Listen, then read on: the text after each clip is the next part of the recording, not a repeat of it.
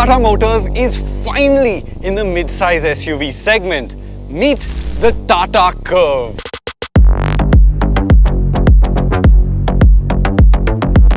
Look, it's no secret that the Tata Curvv is late to the mid-size SUV party, but Tata Motors, they're doing plenty to try and make it stand out.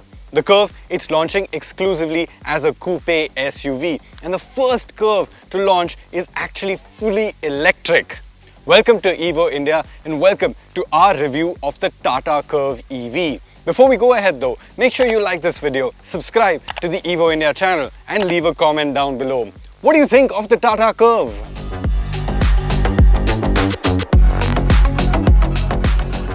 When we talk about the Curvv, we have to talk about styling. And when we talk about styling, we have to talk about the rear end because this is the showstopper on the Tata Curvv. From the B-pillar back, this roofline rakes all the way down to this really high set tailgate. You've got an LED DRL element over here, very aggressive looking. The Curvv EV badging completely blacked out on the tailgate. You've got cladding all around the car, and this cladding is actually gloss black, not matte black. Looks a little more expensive than the other cars out there. 18-inch wheels. I know a lot of you had said that it looks under-tired, and honestly I think it's accentuated by this black cladding here because it just makes the wheel arches look a lot larger than they actually are. But what do you think about it in a real-world setting, not a studio setting? Let me know.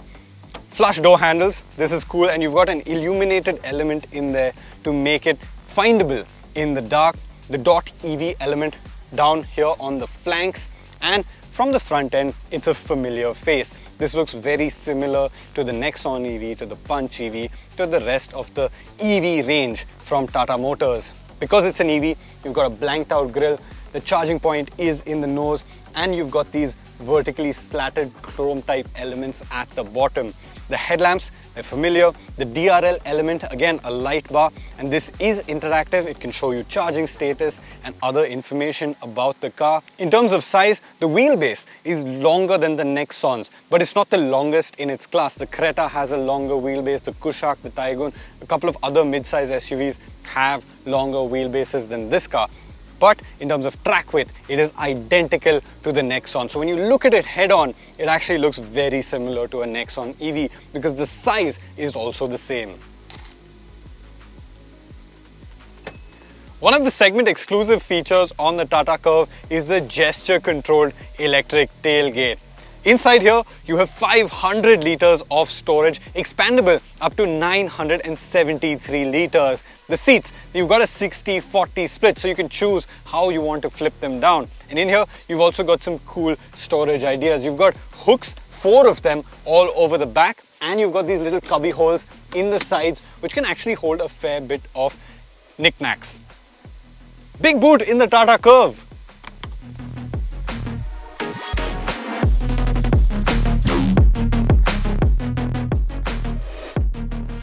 Step inside the Tata Curvv and it's a familiar sight because a lot of the parts from here are taken out of other Tata Motors cars, like the steering wheel straight out of the Safari, the screens straight out of the Tata Nexon EV. You've got a 10.25-inch instrument cluster, 12.5-inch infotainment screen. And this infotainment screen obviously packed with features. You've got wireless CarPlay, wireless Android Auto, you've got your 360 camera, you've got air purifier, all sorts of stuff in there. These two screens also talk to each other. You can have your maps from this screen also show up on your instrument cluster, super useful. And now the instrument cluster also shows up your blind spot monitor. No longer is it on the central screen. Apart from that, a lot of familiar stuff like the center console. This center console is also out of the Tata Nexon EV. This automatic climate control panel with all of the buttons on top of it. You've got the same palm shifter, you've got the same drive mode selector, you've got a wireless phone charger, an electronic parking brake with auto hold, which is standard across the range, and you've got the same storage areas as the Nexon. Now, this is a slight compromise because these storage bins in the Nexon aren't too spacious. This one's quite tiny, this one's a little hard to access, and that's a drawback that has been carried over to the Curvv.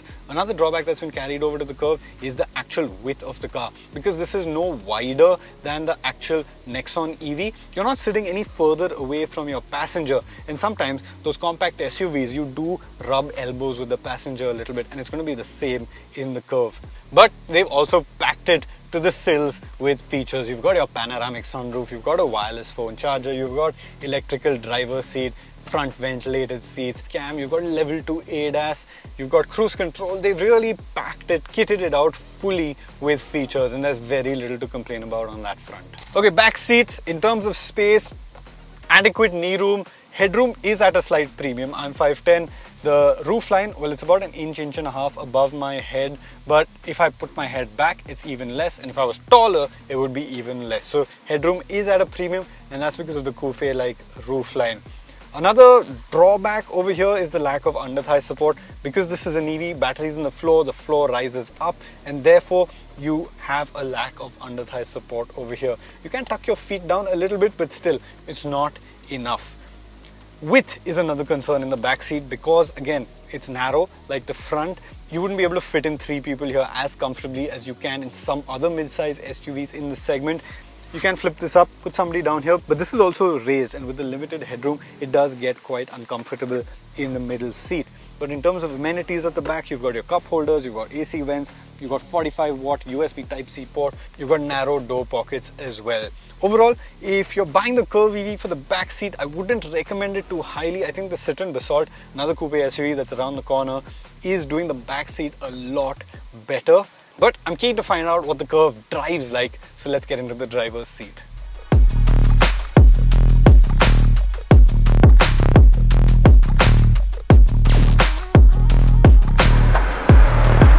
Okay, behind the wheel of the Tata Curvv EV. First, let's talk specs. There's 2 battery options on offer. One's a 55 kilowatt hour, one's a 45 kilowatt hour. The 55 kilowatt hour, in terms of outputs, it makes 162 bhp and 205 Nm of torque. That's the version we're driving today. In terms of battery tech, it's more or less the same as before, but there have been improvements. One is they're using prismatic cells instead of cylindrical cells, which means they can package it better. Prismatic cells are almost like, well, boxes, while cylindrical cells are round. So when you place them next to each other, they leave gaps between each cylinder. Prismatic cells can be packaged denser, and that gives them a lot of improvement in terms of how much battery they can pack inside the same amount of space. Energy density is also better. So there are improvements on the battery front.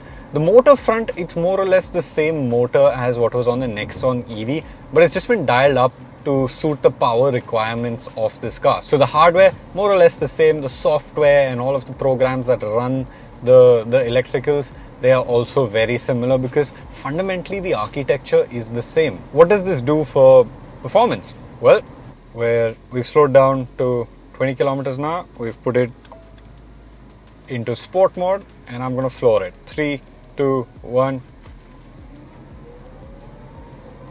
60, 80, 100.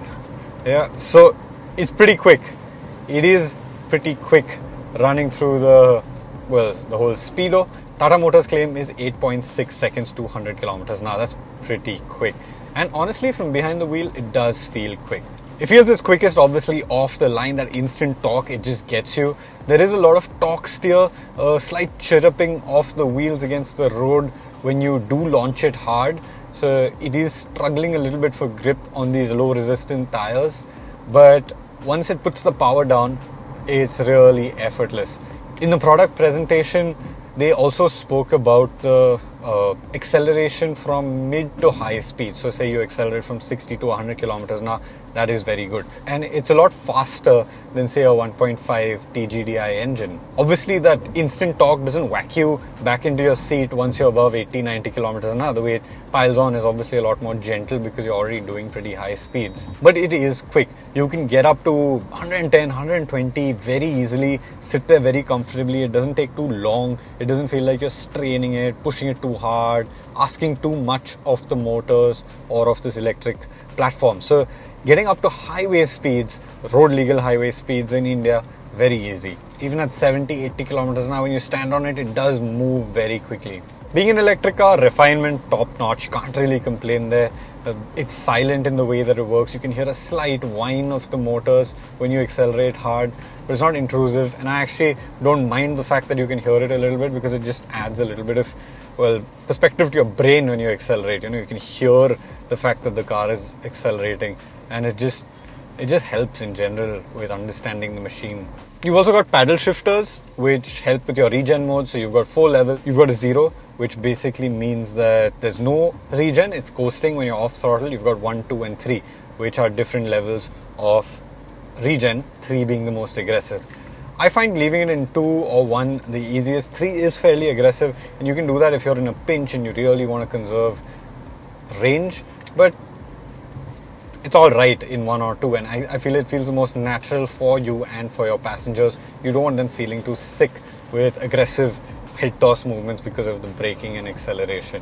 Speaking of which, range. What is the real world range of the Curvv EV55?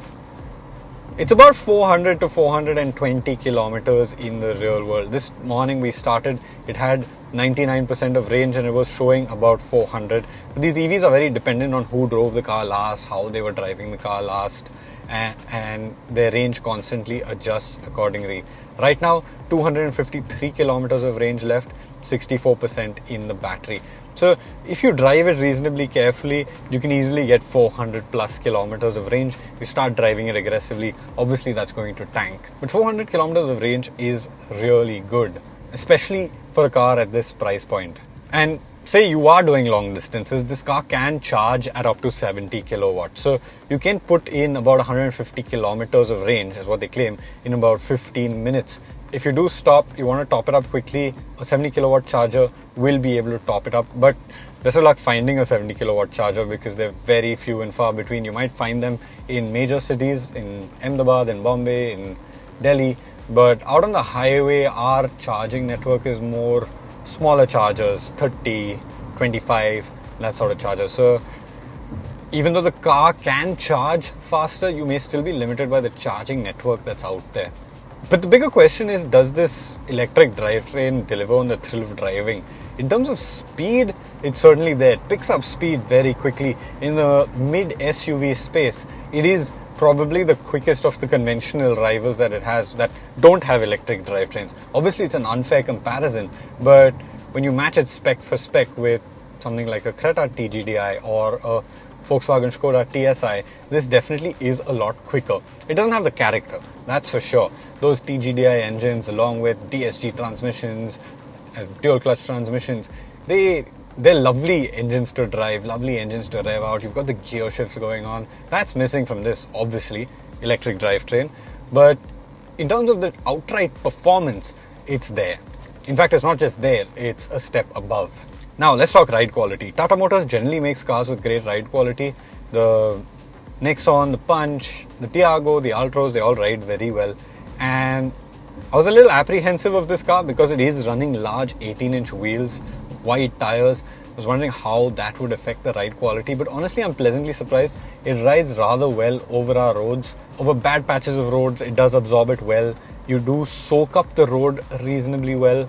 Out on our highways, on slightly bumpy highways, okay, there is a little bit of forward-backward pitching motion that happens, but it's not out of control and it's not uncomfortable. When you hit a bump, when you hit a dip, when you hit a crest, it hits the crest, it absorbs it reasonably well, and then it settles down. So ride quality is good. I did feel in a couple of instances when the suspension kind of tops out, when the wheel drops into a certain kind of bump, it does make a loud noise from the front right, which was a little concerning. But apart from that, it rides quite well. You know, you throw it down a bad patch of road, it absorbs it very well. That one noise is occasionally there. It's happened twice or thrice along the 80-90 kilometers that I've driven it so far. But that aside, ride quality is good. Handling is interesting. There's a lot been done to this car to make it handle well. And I don't know if that's an intentional thing or it's just a byproduct of the sort of car the Curvv EV is. Obviously, the weight is down low. Tata Motors claims that the center of gravity of this car is 60 lower than its rivals, the ICE rivals in the mid SUV segment.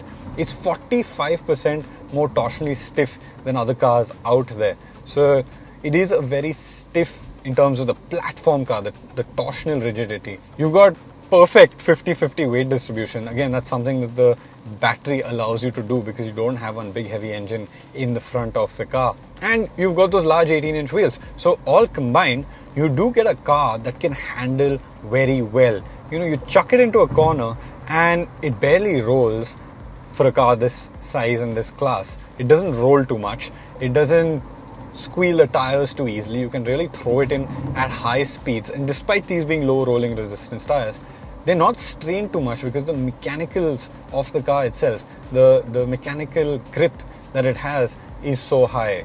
It's just a very composed car. I wish the steering had more weight. Even in sport mode, it's a little too light and it just leaves you wanting in terms of the weight that it has, the way it weighs up, the way it feels the front end. It just feels a little light and a little vague, which I'm not the biggest fan of. But that aside, if you trust the front end, just chuck it in there, it will really grip and it will really go. You can do some serious speeds in the corners in this car. And I was talking to the Tata Motors guys yesterday. They were saying, you know, it was not our intention to make it a car that can be driven on a racetrack, for example. But you take it to a racetrack, you'll have fun. Just because the way the platform is designed, the way the weight is low down, the physics of it makes sense, right? The physics of it allow it to handle well. And it delivers on the thrill of driving on that front. You can really chuck it down a set of bends. Obviously, driving it hard will impact your range. That's a given. It will impact efficiency and you will see your range drop down every time you're aggressive with the throttle. But honestly, you have enough range here to have a little bit of fun on the weekends if you want to. What do I not like about the car? I really wish I had more space. You know, this is a little bit cramped. I wanted the Curvv to be able to compete with the rest of the mid SUV segments on sheer width, and that's not the case here. Some basic quality issues that have come up. The DRL stopped working for a bit in the morning. You know, just the one DRL on top of the left-hand side headlamp that just stopped working. But we turned the car off, turned it back on, and it started again. But it happened again. Then we did turn it on and off again, and then it was fine. But yeah, I'm sure these are teething issues and Tata Motors will sort them out. They actually take very detailed feedback after we took these drives. I wish they'd given you the option to be able to open the front charger from the outside. So often you walk out of your house and your car's lying there and you want to put it on charge, but you've got to open the door, get inside, open the charger. There's no option to do it from the key fob. There's no option to do it from the front of the car. You have to get inside the car to open the charging port, which I think is a bit silly and I think needs to be rectified.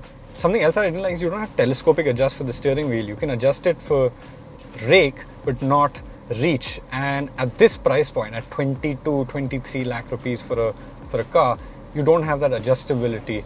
It's not so great. You know, I took a while to get comfortable in this driving position just because I couldn't figure out the reach and it's not there on the car. So I was constantly playing with the seat, finding something comfortable, and then I found one.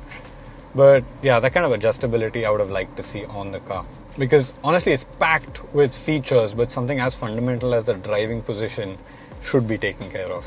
But otherwise, overall, I'm very impressed. You know, it does so much right. You've got the performance, you've got the ride, you've got the handling, you've got the features on the inside. It looks cool from the outside, and I do think it looks cool, okay? I know a lot of you don't like how it looks, but I think it looks cool.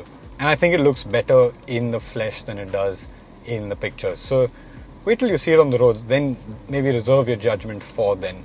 But yes, as a mid SUV contender going head to head with the likes of the Creta TGDI, going head to head with the likes of the Creta Diesel, you know, it's got a lot going for it. Your on-road price will be lower because you've got less road tax, registration, all of that, depending on which state you're in. But then again, overall, I'm very impressed by the Curvv. You know, it's a great effort from Tata Motors to take on the mid SUV segment.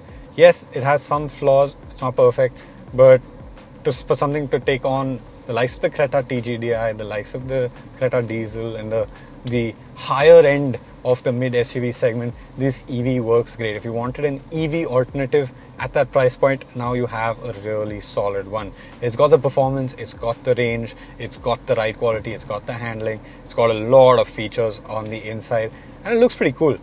Honestly, I'm a fan of the way it looks. I know everybody out there, you all don't like how it looks, but I think I should wait to see it on the roads. I think it looks a lot better in person. You know, a lot of the lines that look very hard in photos because of the shadows that they cast in it, they look much softer in the flesh. The front end looks a little stubby, but the rear end does look pretty cool. Another thing Tata Motors is noted for is their crash safety performance, the safety of their cars. And their claim is this is 5-star crash ready. Obviously, it's not been crash tested yet. I'm sure it'll go in the coming months for a GNCAP or a BNCAP crash test now. But they're confident that it's 5-star capable. The Nexon has got 5 stars, the Harrier, Safari have got 5 stars. So I don't see why this shouldn't get 5 stars. Also, you've got ADAS, you've got one radar up front, 2 radars at the back, a big camera up top in the windscreen, and these obviously help with safety. You've got the usual stuff like collision warnings, lane keep assist, the usual stuff. Something else that they've gotten in here, which is new, is pedestrian safety. So when you slow down to a crawl below 20 kilometers an hour, this does make a humming sound on the outside. Now, this is a feature we've seen on most high-end EVs because pedestrian safety is taken really seriously in Europe and stuff like that. So at low speeds, you'll hear it hum and just give a slow whine, which is audible but not very uncomfortable for somebody on the outside, just to warn people that there's maybe a silent EV behind you. And that's there on this car. So when you're stationary, when you're at rolling speeds, you will hear an audible hum.